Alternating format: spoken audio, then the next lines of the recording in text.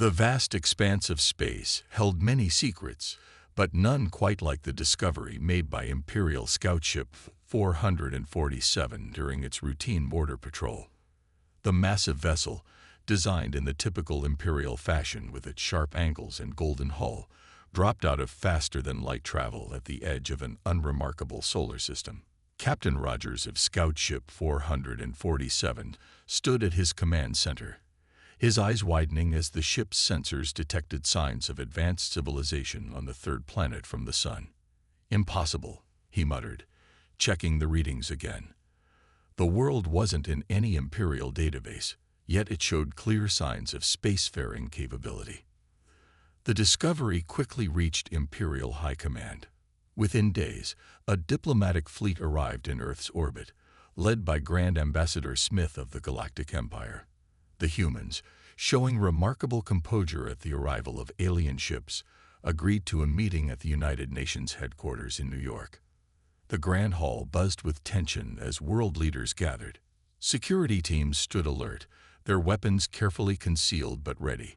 The Imperial delegation, dressed in their ceremonial white and gold robes, marched in with an air of superiority that immediately set teeth on edge. Grand Ambassador Smith spoke first, his translator converting his words to Earth's major languages. "We bring greetings from the eternal Galactic Empire," he announced, his voice echoing through the chamber. "We have come to offer Earth the greatest honor, absorption into our mighty empire." The room fell silent. UN Secretary General Thomas stood slowly, his face carefully neutral. "We thank the Empire for their generous offer," he began diplomatically. "However, Earth is a free world, home to independent nations and peoples. We would be interested in peaceful relations and trade, but we cannot accept absorption into your empire." The Imperial delegation's reaction was immediate and harsh. Smith's face contorted with rage, a reaction none of his species had learned to control in their 10,000 years of unopposed rule. "You misunderstand," he snarled. "This is not an offer. It is a statement of fact. All civilizations join the Empire. This is the natural order." President Wilson of the United States stepped forward. "With all due respect, Ambassador, humanity has fought too long and too hard for its freedom to simply hand it over. We will not submit." The tension in the room doubled. Imperial guards reached for their weapons, only to find human security teams had already drawn theirs. The standoff lasted for several tense seconds before both sides slowly lowered their arms. Ambassador Smith's voice turned cold. "You have no conception of what you're refusing. The Empire spans 10,000 worlds. We have technologies you cannot imagine, armies you cannot count, ships that could turn your cities to ash with a single shot. And yet, General Martinez of the Global Defense Force responded calmly, 'Here you are, offering us a chance to submit peacefully. One might wonder why, if your power is so absolute.'" The comment struck home. The Imperial delegation's unified flinch didn't go unnoticed by anyone in the room. "You have 24 Earth hours to reconsider," Smith announced, his voice tight with barely controlled fury. "After that, you will learn why no civilization has ever refused Imperial integration." As the delegation marched out, the human leaders gathered in an emergency session. Reports came in from around the world. Imperial ships had taken position over every major city. Their message was clear: submit or face the consequences. But humanity had never taken well to threats. Within hours, military forces worldwide were mobilizing. Hidden bunkers opened, revealing weapons systems developed during the Cold War and kept secret for decades. Orbital defense platforms, carefully disguised as communication satellites, powered up their systems. "If they want a war," President Wilson announced to the emergency session, "they'll learn why humanity's history books are filled with tales of empires that thought themselves invincible." The 24-hour deadline approached. The Imperial fleet grew larger as more ships arrived, their golden hulls reflecting Earth's sunlight like artificial stars. Humanity's answer came not in words, but in action. As the deadline expired, Every human military installation went to full alert. Nuclear submarines slipped silently into deeper waters. Fighter jets took to the skies. Space defense systems locked onto Imperial targets. The first shots of what would become known as the Human Imperial War were about to be fired, and the Galactic Empire was about to learn a harsh lesson about underestimating their opponents. What they saw as primitive beings were about to prove themselves anything but primitive. The Empire's warning to submit would soon turn into a warning to run. The Imperial fleet launched their first attack at dawn. Massive warships descended from orbit, their weapons charging with a brilliant golden light. The Empire expected Earth's surrender within hours. They were wrong. As the first Imperial ships entered the atmosphere, they encountered something unexpected: a wall of missiles. Not the primitive nuclear weapons they had detected, but something new. Something they hadn't seen in their scans. Impossible. Admiral Clark of the Imperial First Fleet shouted as the missiles penetrated their shields. The Empire's defensive technology had remained unmatched for millennia, yet these human weapons slipped through as if the shields weren't there. What the Empire didn't know was that Earth's scientists had been busy during those 24 hours. They had analyzed the Imperial shield frequencies and found a fatal flaw. The shields couldn't stop objects moving below a certain velocity. The missiles were deliberately slowed just before impact. The first wave of Imperial ships crashed into the ocean off the coast of Japan. Their golden hulls, once proud symbols of Imperial might, now lay broken beneath the waves. But this was just the beginning of humanity's surprises. When the Empire launched their ground troops, expecting to find primitive resistance, they instead faced an army that adapted with frightening speed. Human soldiers, using quickly modified weapons, matched the Imperial forces in combat. Every defeat taught them. Every victory made them stronger. Their learning curve is unprecedented, reported Field Commander Baker to the Imperial High Command. They're not just fighting. They're evolving their tactics with each engagement. The Empire's standard invasion protocol, overwhelming force followed by rapid occupation, fell apart in the face of human guerrilla warfare. Cities that appeared abandoned would suddenly erupt with resistance from underground bunkers.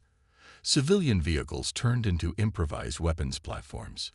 Every household item became a potential tool of war. But the real shock came when the humans took the fight to space.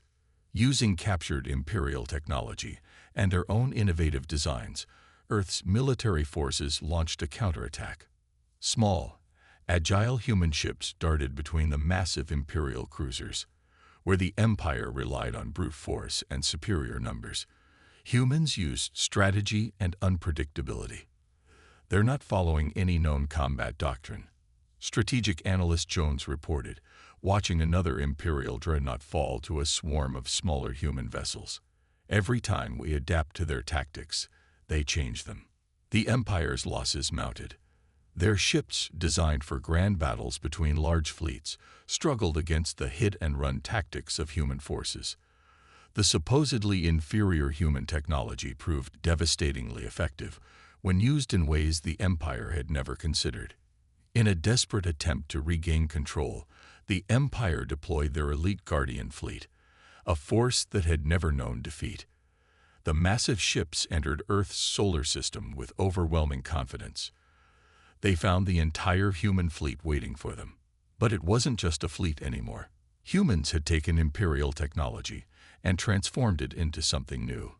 Their ships now carried weapons that shouldn't have been possible with their level of technology.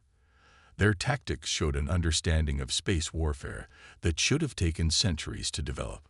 The battle that followed would be recorded in Imperial history as the Great Humbling. The Guardian fleet, pride of the Empire, was decimated in less than 6 hours. Human ships, using modified versions of Imperial technology combined with their own innovations, tore through the Empire's finest ships like paper. "Report this to High Command," ordered the dying Guardian fleet admiral, his ship breaking apart around him. The humans, they're not just fighting back. They're getting better, stronger. Every defeat makes them more dangerous. As the remnants of the Guardian fleet retreated, The Empire faced an uncomfortable truth. They hadn't just failed to subjugate Earth, they had awakened something unprecedented in galactic history, a species that could take a superior enemy's technology, improve it, and turn it against them in ways they never imagined. The Empire's military doctrine, unchanged for thousands of years, had met its match in humanity's adaptability and innovative spirit. What was meant to be a simple conquest had become a nightmare, and the worst was yet to come. For the first time in Imperial history, their forces were ordered to retreat not just from a battle, but from an entire solar system. The Empire's mistake wasn't just in attacking Earth, it was in assuming that technological superiority guaranteed victory against the most adaptable species they had ever encountered. The Imperial High Command gathered in their golden chamber, rage and disbelief evident on their faces. The loss of the Guardian fleet had shaken their confidence, but their pride demanded action. In a unanimous decision, they committed their main battle fleet, over 10,000 ships, to crush Earth once and for all. This time, we will show them true Imperial power, declared High Admiral Walker, his voice echoing through the chamber. The fleet emerged from hyperspace in waves, filling Earth's sky with golden warships. It was the largest military force ever assembled in Imperial history. But Earth was ready. In the months since the first attack, humanity had been busy. The orbital defense grid now bristled with reverse-engineered Imperial weapons. Ground-based cannons, enhanced with captured technology, stood ready. And in hidden shipyards around the solar system, humanity's new fleet waited. The Empire struck first, launching a massive bombardment that lit up Earth's atmosphere. Their weapons, powerful enough to crack planets, slammed against Earth's shields. Shields that shouldn't have existed. How? Demanded Walker, watching as his fleet's attacks dissipated harmlessly. They couldn't have developed this technology so quickly. But they had. Earth's scientists had not only understood Imperial shield technology, they had improved it. The new hybrid shields, combining human ingenuity with Imperial tech, were stronger than anything the Empire had ever encountered. The counterattack began without warning. Earth's fleet emerged from hiding spots throughout the solar system, behind moons, within asteroid fields, and from the dark side of planets. Their ships, smaller but far more maneuverable than Imperial vessels, struck with devastating precision. "They're using our own weapons against us," reported an Imperial captain, moments before his ship exploded. But they're different, more powerful. Human engineers had redesigned Imperial technology, making it more efficient and deadly. Where Imperial ships relied on size and power, human vessels used speed and innovation. They had turned the Empire's greatest strength, its advanced technology, into a weakness. The battle raged for days. Imperial ships fell by the hundreds, then thousands. Every defeat revealed new human adaptations, new tactics, new weapons. The Empire's numerical advantage meant nothing against an enemy that learned and evolved with every engagement. Then came humanity's masterstroke. While the Empire focused on Earth, a small fleet of human ships had slipped away. Using captured Imperial navigation data, they jumped to the nearest Imperial core world, a planet that had never known war. "We have an emergency." The panicked message reached Walker's flagship. "Human ships have breached the defenses of Imperius Prime. They're attacking the planetary shields." The Empire's arrogance had left their core worlds virtually undefended. They never imagined any species could threaten their heartland. Now, they watched in horror as humans demonstrated just how wrong they had been. Imperial propaganda had always portrayed humans as primitive savages. But these savages had taken Imperial technology, improved it beyond recognition, and were now using it to strike at the Empire's heart. The attack on Imperius Prime forced the Empire to split their forces. As ships rushed to defend their core world, Earth's fleet pressed their advantage. The massive Imperial armada, once seemingly invincible, began to crumble. "They're not just fighting us," observed Strategic Master Thompson, as he watched another Imperial formation collapse. They're dismantling everything we thought we knew about warfare. Humanity's ability to adapt and improve had turned the Empire's greatest attack into their most devastating defeat. Imperial ships, their golden hulls scarred and broken, retreated in disarray. The main battle fleet, pride of the Empire for millennia, had been shattered. But the humans weren't finished. Their ships pursued the retreating Imperials, capturing intact vessels and gathering more technology to study and improve. Each captured ship made them stronger. Each battle taught them more about their enemy.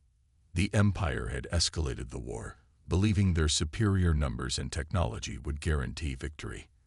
Instead, they had given humanity the tools and motivation to become something unprecedented in galactic history.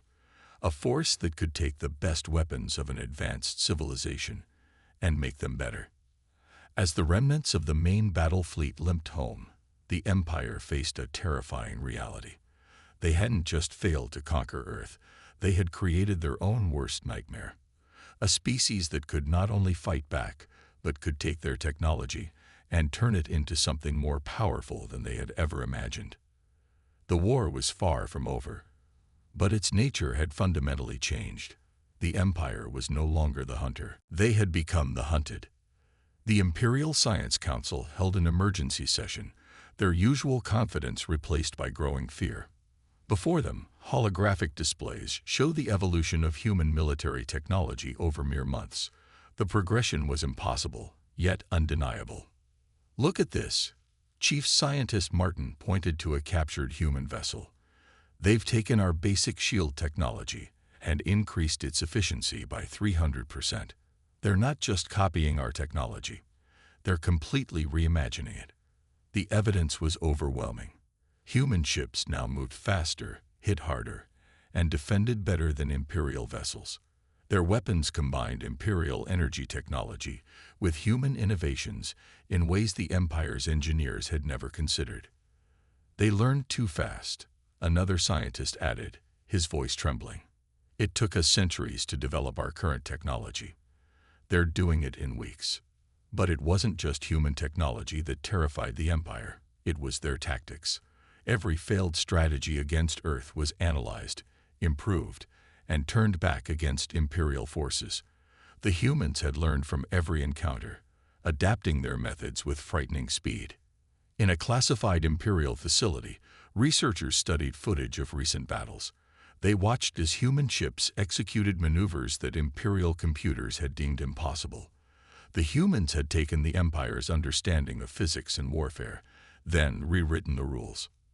"Their neural networks are different," explained Research Director Brown, presenting his findings to the High Command. "They make connections we don't see. They find solutions we never imagined." The Empire's response was to classify humans as an extreme threat, but it was too late. News of human adaptability had spread through the Empire's conquered worlds. Species that had lived under Imperial rule for generations began watching Earth's resistance with growing interest. Reports flooded in from across Imperial space. Human tactics were being studied and copied. Their innovations were being discussed in secret meetings. Their success against the seemingly invincible Empire inspired hope in countless subjugated species. "They're changing the very fabric of our society," warned Imperial Security Chief Anderson. "Other species are beginning to question our supremacy. They're starting to think like humans." The Empire's worst fears were confirmed when intercepted communications revealed human diplomatic missions to other worlds. Earth wasn't just fighting back. They were building alliances, sharing their innovations, teaching others how to adapt and improve. In response, the Empire launched a massive propaganda campaign. They portrayed humans as dangerous savages who would destroy galactic civilization. But their efforts backfired spectacularly when humans broadcast proof of Imperial atrocities across the galaxy. "They're not just beating us militarily," observed political advisor Wilson. "They're winning the information war. They're showing others how to resist." The Empire's military found itself facing not just improved human technology, but new tactics from other species. Worlds that had been docile for centuries began showing signs of human-inspired resistance. The Empire's carefully maintained image of invincibility was crumbling. Human diplomatic vessels, protected by their superior shields, traveled openly through Imperial space. They brought with them not just advanced technology, but something more dangerous: ideas. Ideas about freedom, self-determination, and the power of adaptation. "We must contain this," demanded Imperial Admiral White during a crisis meeting. "Every day they're free, they grow stronger and teach others to do the same." But containment was impossible. Human innovations had already spread too far. Their methods of improving technology, their adaptive strategies, their very way of thinking had infected the galaxy like a virus of progress. The Empire watched in horror as their carefully constructed hierarchy began to unravel.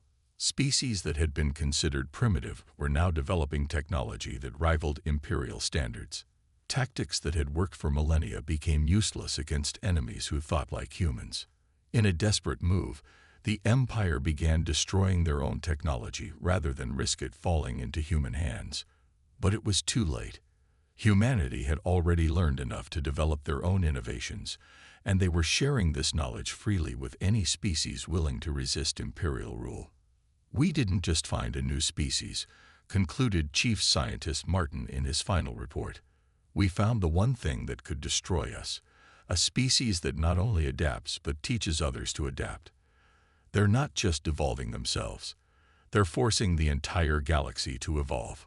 The Empire had unleashed something they couldn't control, a force of change that was reshaping the galaxy. The age of Imperial stagnation was ending, replaced by an era of rapid advancement and evolution, all inspired by humanity's unprecedented adaptability. The Imperial Palace shook with the force of distant explosions. Emergency alarms blared through every corridor as reports flooded in from across the galaxy. What started as isolated incidents had become a full-scale revolution. The Empire was burning. "Another system has fallen," reported Information Officer Davis, his voice strained. "The Centauri sector has declared independence. They're using modified human weapons." The Empire's worst nightmare had come true. Inspired by Earth's resistance and armed with human innovations, dozens of worlds had risen in revolt. Species that had been subjugated for thousands of years were breaking their chains, using tactics and technology learned from humanity. On the industrial world of New Genesis, former Imperial factories now produced ships for the rebellion. The workers, taught by human engineers, had not only mastered Imperial technology but improved upon it. Their production rates exceeded anything the Empire had achieved in centuries. "We can't fight them all," Strategic Commander Cooper announced to the Imperial Council. "Every world we crush inspires 3 more to rebel. They're all using human tactics, hit and run, adaptive strategies, unconventional warfare." The Empire's response was brutal but ineffective. Their traditional method of crushing resistance through overwhelming force failed against enemies who thought like humans. The rebels would retreat, adapt, and return stronger than before. Human diplomatic ships moved openly between rebel worlds, carrying not just weapons and technology, but trainers and advisors. They taught their allies how to improvise, adapt, and overcome Imperial advantages. Each victory sparked more rebellions. "They've turned our empire against us," raged High Admiral Thompson, watching another battle group fall to combined human and rebel forces. These species were peaceful for millennia. Now they'd fight like humans. The Imperial propaganda machine, once unquestioned, failed completely. Human broadcasting technology, far more advanced than Imperial systems, spread the truth about the Empire's brutality. Centuries of carefully constructed lies crumbled in weeks. In the Orient sector, an entire Imperial fleet defected after their commander learned the truth about Imperial history. They joined the rebellion, bringing with them crucial intelligence about Imperial defense systems. It wouldn't be the last defection. "Our own people are turning against us," warned Security Chief Roberts. "They're asking questions we can't answer. They're thinking independently, like humans." The Empire tried to maintain control through fear, But fear no longer worked against species who had seen Earth's success. The humans had shown the galaxy something more powerful than fear: hope. On planet after planet, imperial statues fell. The golden symbols of imperial power were melted down to build ships and weapons. Ancient traditions of submission were replaced by human-inspired ideas of independence and self-determination. "They've infected the galaxy with their ideas," observed Cultural Minister Taylor during the last Imperial Cultural Congress. "They've taught others to question, to innovate, to resist." The Empire's military found itself fighting a war on countless fronts. Their forces, trained for large-scale battles, couldn't adapt to the guerrilla tactics used by human-trained rebels. Imperial commanders, educated in centuries-old strategies, were outmaneuvered by enemies who improvised and evolved. Human ships appeared seemingly at will throughout Imperial space, despite the Empire's best efforts to stop them. They'd brought weapons, supplies, and most dangerously, information. Every world they visited became another potential rebel base. "We're losing control of the narrative," reported Propaganda Minister Anderson. "The humans have shown our subjects that resistance is possible. They've shown them how to win." In a desperate attempt to maintain power, the Empire began destroying its own infrastructure rather than let it fall into rebel hands. But the rebels, taught by humans, rebuilt it better than before. Imperial technology, once the galaxy's finest, was being surpassed by its former subjects. The final blow to Imperial control came when humans revealed they had cracked the Empire's supposedly unbreakable communication codes. Rebel forces could now intercept and decode every Imperial transmission. The Empire's coordination collapsed. "This isn't just a revolution," realized Grand Strategist Wilson as he watched another sector fall to the rebels. "This is the end of everything we built. The humans haven't just defeated us. They've changed the very nature of galactic civilization." The Empire, which had ruled through stagnation and control for millennia, faced a galaxy transformed by human influence. Their subjects had learned not just to fight, but to think, to question, to improve. The age of imperial dominance was ending, replaced by something new and unpredictable. And this was just the beginning. The imperial throne world, Imperialis Maximus, had never known fear.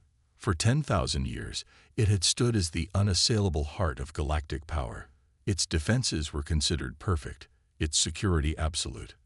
Until now. Warning sirens screamed across the golden cities.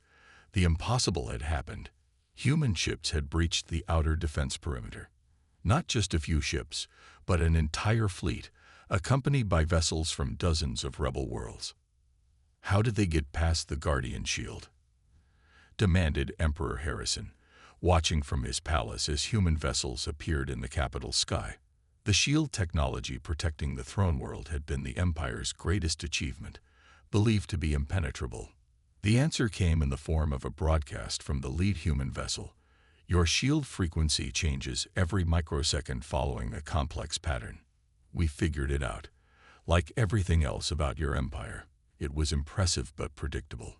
The Empire's home fleet, 10,000 ships strong, moved to intercept the human-led invasion force. They had fought humans before, but never like this. The rebel fleet moved with perfect coordination, using tactics that seemed to defy physics itself. "They're inside our command network," screamed Admiral Lewis moments before his flagship exploded.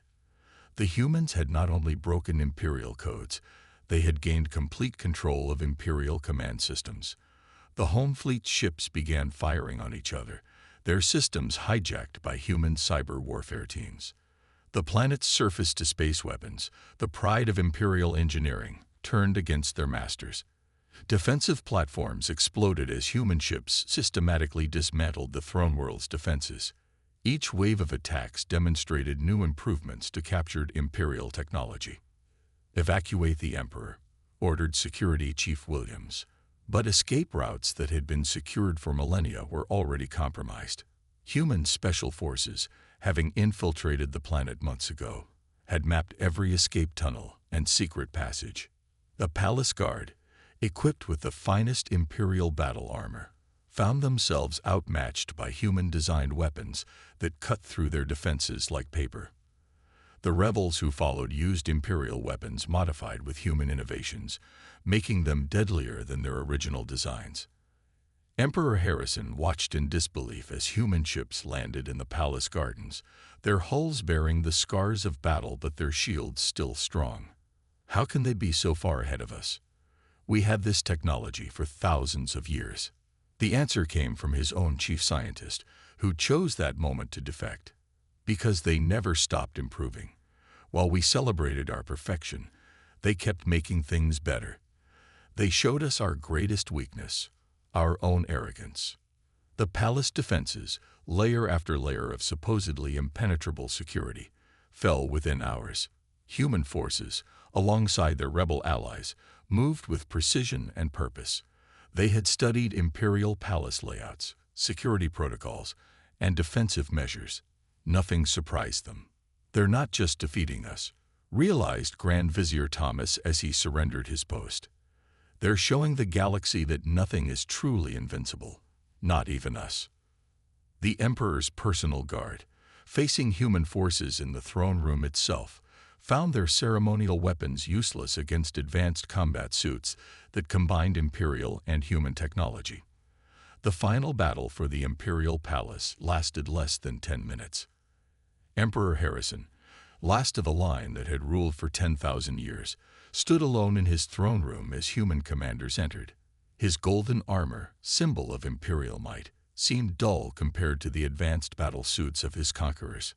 "How?" he asked simply, his voice echoing in the vast chamber.